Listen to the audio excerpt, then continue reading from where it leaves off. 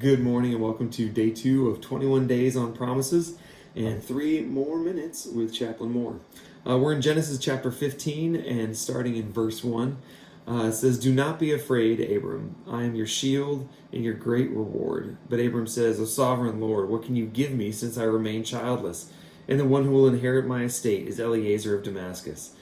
And Abram said, "You've given me no children, so a servant in my household will be my heir." Do you sense that frustration there? It's kind of the Air Force equivalent of "with all due respect," right? Where we're saying you're not thinking clearly, or you're not coming through on your end of the bargain anyway.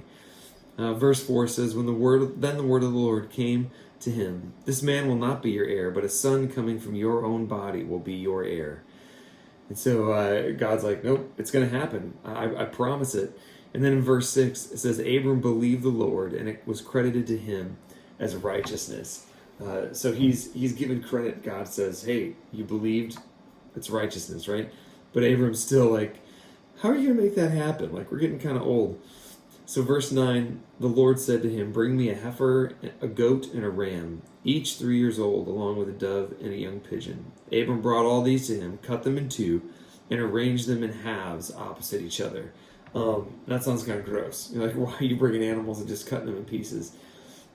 Back in this time, so the Hebrew word for covenant is karath, and it actually means to cut.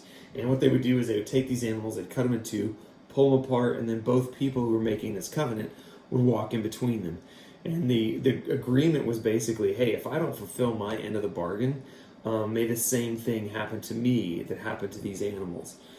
And so Abram arranges these animals, and then in verse 17 it says, "When the sun had set and darkness had fallen, a smoking firepot with a blazing torch appeared and passed between the pieces. On that day the Lord made a covenant with Abram and said to him, 'To your descendants I give this land, from the river of Egypt to the great river, the Euphrates.'"